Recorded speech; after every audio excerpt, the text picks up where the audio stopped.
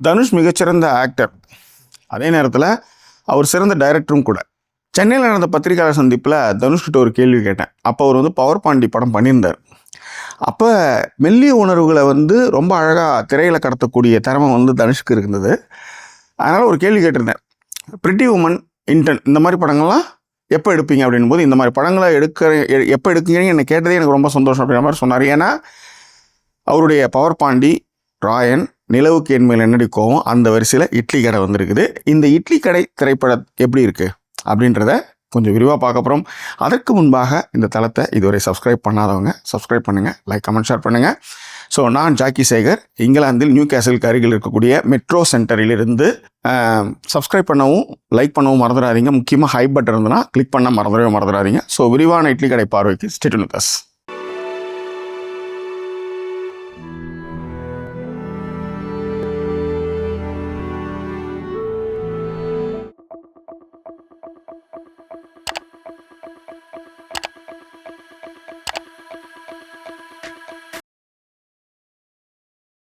இட்லி கடை இந்த படம் எடுக்கும்போதே ஏகப்பட்ட இந்த படமா அந்த படமா, முருகன் இட்லி கடை எடுக்க போகிறாரா அப்படின்லாம் நிறைய கேள்விகள்லாம் வந்துச்சு. சரி, இந்த இட்லி கடை திரைப்படத்துடைய கதை என்ன அப்படின்னு பார்த்தீங்கன்னா, ராஜ்கிரண் அவங்க ஒய்ஃபு, அவங்களுக்கு தனுஷ் பையன்.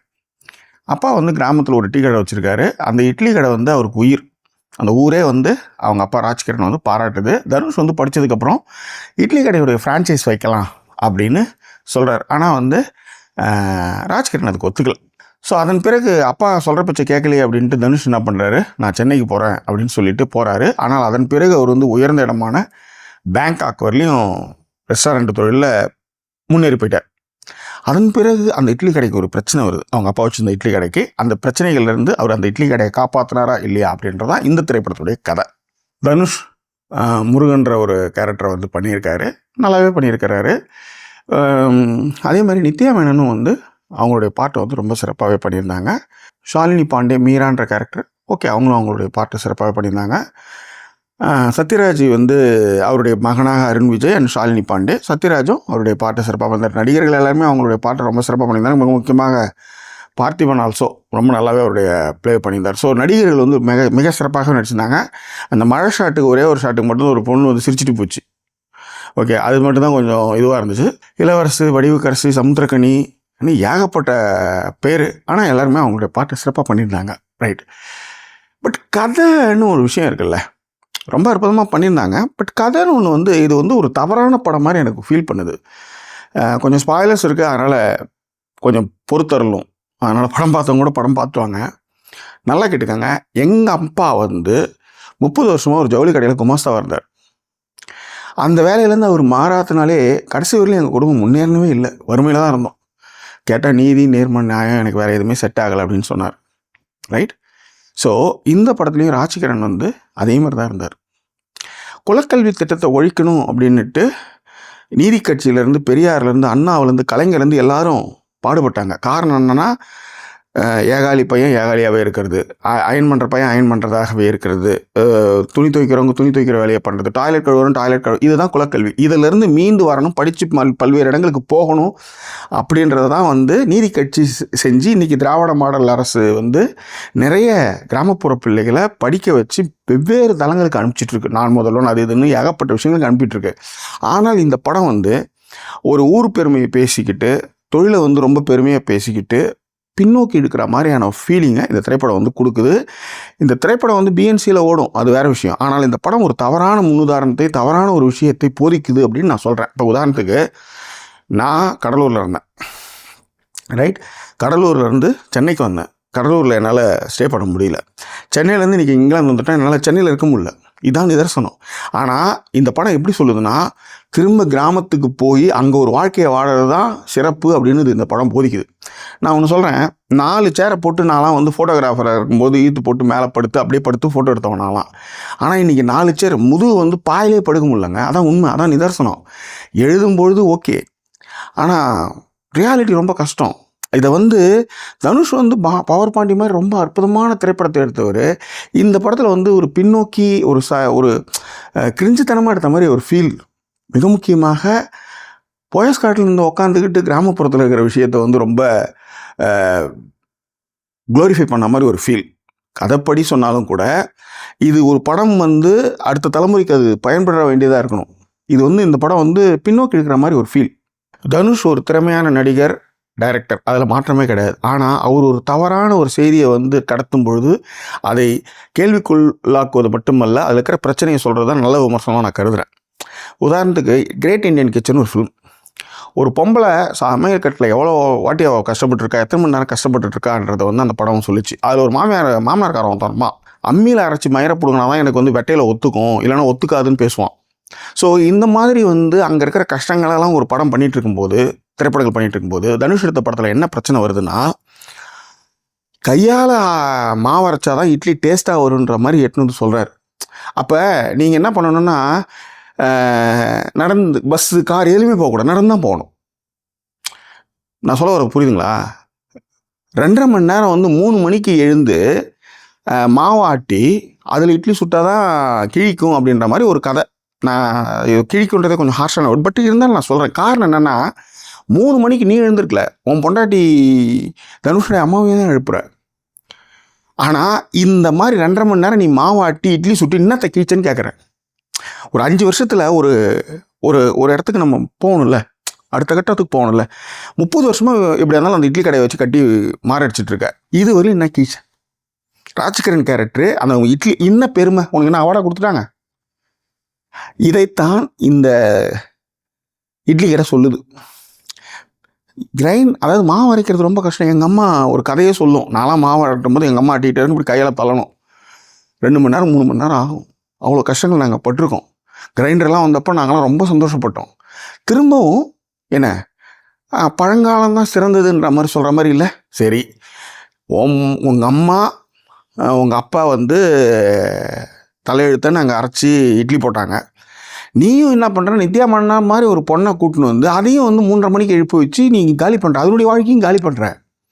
இதையெல்லாம் அன்பு என்ற ஒரு சொல் மூலமாக, கிராமத்தில் வந்து மண் மனம் அப்படின்ற கிரிஞ்சுத்தனமான விஷயங்கள் மூலமாக நீங்கள் வந்து முன்னேறவனை கூட வந்து ஒரு ஊர் பெருமை பேசி பேக்கில் அவனை பிடிச்சி இருக்கிற மாதிரி இல்லை. நாம் போயஸ் தோட்டத்தில் உட்காந்துக்கிட்டு இப்படி ஒரு விஷயங்கள் பேசுகிறது வந்து எந்த வகையில் நியாயம் அப்படின்றது தான். இது வந்து ராஜ்கிரனோட கதையாக இருந்ததுன்னா பிரச்சனையே இல்லை. ராஜ்கிரனுக்கு அப்புறம் ஒருத்தர் பேங்காக் வரலையும் போய் திரும்பவும் அங்கேருந்து வந்து இதே மாவாட்டுற விஷயத்தை பண்ணுறது எந்த வகையில் நியாயம்னு கேட்குறேன் நான். இந்த படம் முடியும் போது தான் எனக்கு பக்குன்னுச்சு, இதை நம்ம பேசி ஆகணுன்ட்டு. அதாவது எங்கள் அப்பா எனக்கு சொல்லிக் கொடுத்தாரு, நான் வந்து என் பிள்ளைங்களுக்கு சொல்லிக் கொடுக்குறேன்ட்டு இந்த குலக்கல்வி விஷயத்தையே திரும்ப கண்டினியூ பண்ணுற மாதிரி இருக்குது. இன்றைக்கி ஃப்ரைட் ரைஸே வந்து சோத்தை போட்டுட்டு அதுக்கப்புறம் எல்லாம் மிஷினில் வந்து பண்ணிகிட்ருக்கு. அவனும் வந்து இவ்வளோலாம் பெருமை பேச மாட்டான். ஒரு பர்கரை கடிச்சிட்டு அவன் வேலைக்கு பார்த்துட்டு போயிட்டே இருக்கிறான். இன்னமும் வந்து இன்னும் கையால் அரைச்சா தான் வந்து பூ மாதிரி வரும், இது மாதிரி வரும்னு பேசுறது எந்த வகையில் நியாயம்னு கேட்குறேன். அது மட்டும் கிடையாது, நீங்கள் இவ்வளோ ஒரு கிரிஞ்சுத்தனமாக இருந்தால் நீங்கள் இந்த ஊரை விட்டு நீங்கள் போயே இருக்கக்கூடாது.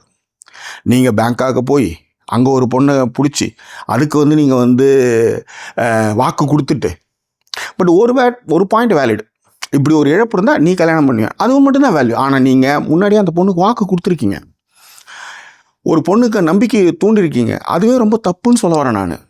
ஸோ இந்த மாதிரி படம் ஆரம்பிச்சதுமே எனக்கு பக்குனுச்சு. 2.5 மணி நேரம் 3 மணிக்கு எழுந்து இது என்ன அதில் வந்து ஒரு பெருமைன்னு கேட்குறேன். சரி, 5 வருஷம் ஒரு வளர்ச்சி இருக்கணும்ல. 3 வருஷமும் 30 வருஷமும் காலைல 3:30 மணிக்கு எழுந்து என்ன புழுனார் அவருன்னு கேட்குறேன் நான். ராஜ்கிரண் கேரக்டர் என்ன பண்ணிச்சு?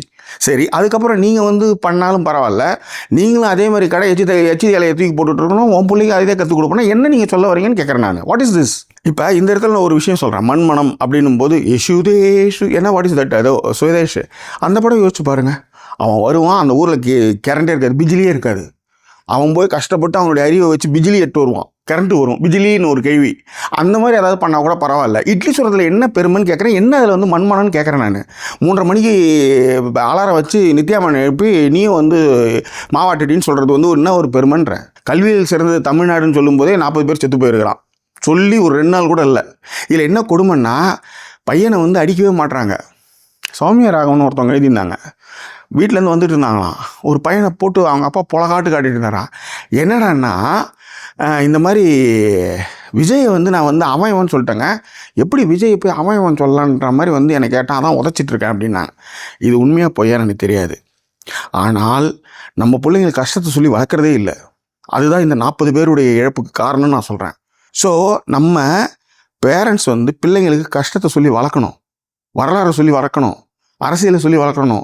நாம் எந்த நிலைமையில இருந்து நம்ம இந்த அளவுக்கு வந்திருக்கோம் அப்படின்றத சொல்லி வளர்க்கணும். ஏன்னா நம்ம அவ்வளோ கஷ்டப்பட்டு வந்திருக்கோம். ஆனால் முதல் தலைமுறை பட்டதாரியான நம்ம பிள்ளைங்க என்ன பண்ணுறோன்னா, ஒரே புள்ள கேட்டதெல்லாம் வாங்கி கொடுப்போம், நாம தான் கஷ்டப்பட்டோம் அப்படின்னு சொல்லி கொடுக்கறதுனால தவறான பாதைக்கு அவங்க செல்கிறாங்க. ஸோ அதை தடுத்து நிறுத்த வேண்டியது ஒரு கடமை. அதனால தான் இந்த திரைப்பட விமர்சனத்தின் மூலமாக இதை நான் சொல்லிட்டு இருக்கேன். ஸோ பேரண்ட்ஸ் அரசியலை சொல்லிக் கொடுக்கணும், நம்ம எவ்வளோ கஷ்டப்பட்டு வந்திருக்கோம்னு சொல்லிக் கொடுக்கணும். ஸோ பிம்பங்களுக்கும் ரியாலிட்டிக்கான வித்தியாசத்தை சொல்லிக் கொடுக்கணும். அங்கே ஒரு கண்டிப்பு இல்லாதனால தான் அவன் இவ்வளோ பெரிய அட்ராசிட்டி பண்ணிட்டு இருக்கான் படத்தில். சத்யராஜ் பையன் இந்த படத்தில் ஒரு பெரிய ப்ளஸ் பாயிண்ட் இருக்குது, அதை மட்டும் நான் பாராட்டுறேன். காரணம் என்னென்னா, படிக்கிற பிள்ளைங்களுக்கு இட்லி கடைகளை காசு வாங்க மாட்டார், நிச்சயமாக நல்ல விஷயம். ஸோ இந்த இட்லி கடை மூலமாக ஒருத்தர் இன்ஸ்பெக்டர் ஆகிட்டார் அந்த ஊரில், அது பெருமை. இட்லி கடையிலேருந்து ஒருத்தன் மேலே போய் பெரிய 5 ஸ்டார் ஹோட்டல் கட்டிட்டான், கிராமத்தில் கூட முன்னேற்றான், அது பெருமை. திரும்பவும் ஓலக்குடிச்சியில் போய் எச்சியில் எடுக்கிறதுக்கு ஏன் நித்யா மேனன் மாதிரியான ஒரு பொண்ணுடைய வாழ்க்கையை நீங்கள் கெடுக்குறீங்கன்னு கேட்குறேன். நீங்கள் போய் மாவரீங்கன்றேன். எதுக்கு உங்களை நம்பி வர பொண்ணையும் வந்து 3:30 மணிக்கு பெல்லு அடித்து எழுப்பணும்னு கேட்குறேன் நான். டெக்னிக்கலாக பார்த்தீங்கன்னா படம் ரொம்ப ஸ்ட்ராங்கு. சினிமாட்டோகிராஃபர் கிரண் கௌஷிக் அற்புதமாக பண்ணியிருந்தார். பார்த்திபன் கூட வந்து வேல்ராஜ், ஆஸ்தான கேமராமேன் வேல்ராஜும் ஒரு பாத்திரம் பண்ணியிருந்தார். ஜிவியோட பேக்ரவுண்ட் ஸ்கோரும் சரி, பாட்டும் சரி, ஒரு பாட்டு ரொம்ப நல்லா இருந்தது. அது கிராமத்து சாங் கூட வந்து அந்த திருவிழா சாங் ரொம்ப நல்லா இருந்தது. எடிட்டிங் வந்து பிரசன்னா ஜிகே சிறப்பாகவே சண்டை காட்சிகளை கட் பண்ணியிருந்தார், உண்மையிலே நல்லா பண்ணியிருந்தாங்க. ஸோ டெக்னிக்கலாக வந்து படம் வந்து ரொம்ப ரொம்ப ஸ்ட்ராங், அதில் மாற்றமே கிடையாது. படத்தில் வந்து தனுஷும் சரி, நித்யா மேனனும் சரி, இன்டர்வலுக்கு பிறகு வந்து ரொம்ப நல்லாவே பர்ஃபார்மன்ஸ் பண்ணியிருந்தாங்க. முக்கியமாக சமுத்திரக்கனி வந்து ரொம்ப அழகாக பர்ஃபார்மன்ஸ் பண்ணியிருந்தார், ரசிக்கிற மாதிரி இருந்தது. இன்னொரு படத்தோடைய பெரிய ப்ளஸ் பாயிண்டாக நான் பார்க்குறது, இன்டர்வல் வந்து வந்தது எனக்கு தெரியல. உண்மையிலே திரைக்கதையில் வந்து இன்டர்வல் வந்தது எனக்கு தெரியல. ஆனால் கிரிஞ்சுத்தனமான காட்சிகள், பறவை பறக்குது, அப்பா வந்துட்டார், அம்மா வந்துட்டாங்க, மாடு, ஏன் அம்மாக்காரி வரலையான்னு கேட்குறதுலாம் வேறு லெவல் கலாய், செல்ஃப் கலாய் மாதிரி பண்ணியிருந்தாங்க. அதெல்லாம் ரொம்ப நல்லாவே இருந்தது. டெக்னிக்காகவும் ஸ்ட்ராங். ஆனால் படம் வந்து போதிச்ச கருத்துன்னு இருக்குல்ல, அது ரொம்ப தப்பான வழிநடத்தல் நான் சொல்கிறேன். ஏனென்றால் இட்லி கடைன்றது குண்டு சட்டியில் குதிரை ஓட்டுற விஷயம் அப்படின்னு நான் சொல்கிறேன். இன்னும் வந்து சொல்லணும்னா, இவ்வளவு ஏன்னா ஒரு 40 வயசு ஆயிடுச்சுன்னு வச்சுக்கோங்களேன், உங்களுக்கு சங்கீத்தனமான தாட்ஸ் எல்லாமே வரும். நீங்கள் நல்லா கவனித்து பாருங்கள். சின்ன வயசில் நீங்கள் வந்து கடவுளுக்கு எதிரான கருத்துக்கள் அது இதுன்னு பயங்கர ஃபார்மட்டாக இருப்பீங்க. ஒரு 40-50க்கு மேலே பார்த்தீங்கன்னா, காலையில் இருந்ததுமே வந்து முருகர் படம் போட்டு வந்து மெசேஜ் அனுப்பிச்சிட்ருப்பீங்க. இந்த மெசேஜ் அனுப்புங்க, ஆடி கிருத்திகை அது இதுன்னு வரும்னு வச்சுக்கோங்க. அந்த மாதிரி ஒரு கட்டத்துக்கு தனுஷ் வந்துட்டாரோன்ற ஒரு ஃபீல் இருந்தது. ஏன்னா அந்த படம் பார்க்கும்போது டயலாக்ஸு, ஷார்ட்ஸ் எல்லாமே என்னப்பா இது அப்படின்ற மாதிரி இருந்தது. நான் சொல்கிறது ஸ்வதேஷ், அதுதான் படம். அந்த படம் ஓடலாம் கூட பரவாயில்ல, அதுதான் சரியான போதனையை சொன்ன படம். மண்ணின் மீது காதல், மண் ஏன் இப்படி இருக்குன்னு ஒரு கோவம் வரான், பில்டப் கொடுக்குறான், வளர்த்துறான், எல்லாரையும் வளர்க்குறான். அதுதான் சமூக நீதி, அதுதான் வந்து அடுத்த கட்டத்துக்கு போகக்கூடிய ஒரு விஷயம், ரைட்? பட் இந்த படம் வந்து ஒரு பொம்பளையை வந்து, ஏன்னா இன்னொரு விஷயம் இருக்குது, ரொம்ப ஜாலியாக சொல்லணுன்னா, பணக்கார வீட்டு பொண்ணு அது சொல்கிற பேச்சு கேட்காது, கிராமத்து பொண்ணு சொல்கிற பேச்சு கேட்கணும்னு வந்து நின்ன மாதிரி இருந்துன்னு வச்சுக்கோங்களேன். எனக்கு அது அப்படி தான் புரிஞ்சது, ஒரு ஜாலியாக சொல்லணும்னா. அதாவது ஒரு அரசு பள்ளி மாணவி வந்து ஜப்பான் மொழி பேசுகிறான், அந்த மாதிரி அடுத்த கட்டத்துக்கு போயிட்டு இருக்கும்போது ஊர் பெருமை தான் சிறந்ததுன்னு சொல்லி காலை பிடிச்சி எடுத்துன்னு வர மாதிரி இருக்குது. எல்லாத்தோட இன்னொரு விஷயம் சொல்கிறேன், உங்களுக்கு வந்து இளவரசி ஃபேமிலி எடுத்துக்காங்களேன். இளவரசி ஃபேமிலி அங்கே ஃபாரின் போனதுனால தான் அங்கே இருக்கிற பிள்ளைங்க ரெண்டும் பெரிய படிச்சதுங்க. இல்லைன்னா படிக்க முடியுமா? இட்லி கடையில் நீங்கள் என்ன வச்சு நீ வந்து காலேஜ் சேர்த்துருவ, என்ன நீ வந்து மருத்துவக் கல்லூரியில் வந்து பிள்ளையை சேர்த்துருவ ஃப்யூச்சரில்? நான் சொல்கிறேன், ஓ நீங்கள் தான் உங்கள் பிள்ளைய வந்து இட்லியே சுட வைக்க போகிறேன்னு சொல்கிறீங்கல்ல, கரெக்ட். ஆனால் மொத்த பிள்ளைங்க அப்படி இருக்கக்கூடாதுல்ல. உதாரணத்துக்கு இளவரசி என்ன வேலை செய்கிறாரு, உங்கள் இட்லி கடையே ஓட மாட்டுது, இளவரசி எதுக்கு அங்கேயே சுற்றிட்டு இருக்காரு? அவருக்கு என்ன சம்பளம், அவர் குடும்பம் எப்படி ரன் பண்ணுறாரு தெரியலையே. படத்தில் நடித்த ஆர்டிஸ்ட்டு, எக்ஸ்ப்ரெஷன்ஸு, டயலாக் டெலிவரி எல்லாமே சூப்பர். ஆனால் இந்த படம் பிஎன்சியில் நல்லாவே போகும். ஊர் பெருமை பேசுகிறவங்களும் சூப்பராகவே இருக்கும். ஆனால் ஊர் பெருமை மட்டும் பேசக்கூடாது, நம்ம அடுத்தடுத்த கட்டங்களுக்கு மூவ் ஆகிட்டே இருக்கணும். அப்போ தான் நம்ம நிறைய முன்னேற முடியும். இல்லைனா குண்டு சட்டியில் குதிரை தான் ஓட்டணும், இட்லி ஊற்றிக்கிட்டு கையால் மாவு அரைச்சிக்கிட்டு எச்சலையை தூக்கி எடுத்து போட்டுட்டு தான் இருக்கணும். பெரிய முன்னேற்றங்கள்லாம் இருக்கவே கிடையாது. அது மிக முக்கியமாக இந்த மாதிரி ஒரு கிரிஞ்சுக்கு பொண்டாட்டியாக போயிட்டீங்கன்னா 3 மணிக்கெல்லாம் எழுந்து மாவாட்டணும். யோசிச்சு பாருங்கள், அது ரொம்ப கொடுமை. இதில் என்னென்னா, அதை அடுத்த கட்டத்துக்கு கடத்துறாரு தான், அடுத்த தலைமுறைக்கு கடத்த போகிறேன்னு சொல்கிறது தான் ரொம்ப கிடக்குன்னுது. படமாக ஓகே தான், எனக்கு இந்த கான்செப்ட் வைஸ் எனக்கு ஒத்தில்லா, எனக்கு செட் ஆகலை. அதுதான் என்னுடைய தாட் ப்ராசஸ் எல்லாமே, ரைட். குடும்பமான வரை எல்லா கருத்துக்களும் நான் சொல்லிட்டேன். இந்த திரைப்படம் குறித்தான உங்கள் கருத்துக்கள் எதாக இருந்தாலும் பின்னோட்டங்களை தெரியப்படுத்துங்க. தனுஷ் வந்து ஸ்வதேஷ் மாதிரியான ஒரு படத்தை ட்ரை பண்ணுவார்னு நான் நினைக்கிறேன். ஏன்னா நம்ம ஒரு கலைப்படைப்பின் மூலமாக அடுத்த தலைமுறைக்கு நம்ம ஏதோ ஒரு செய்தி சொல்லணும். அது வந்து இந்த படத்தில் மிஸ் ஆகிறது தான் என்னுடைய தாட்டு, என்னுடைய ஐடியா எல்லாமே. ஸோ வேறு என்ன, உங்கள் கருத்துக்களை பின்னோட்டங்களை தெரியப்படுத்துங்க. இன்னும் வேறொரு எபிசோட் உங்களை நான் சந்திக்கிறேன். அது ஒரு நன்றி கூறிய உங்கள் ஜாக்கி சேகர். நன்றி, வணக்கம்.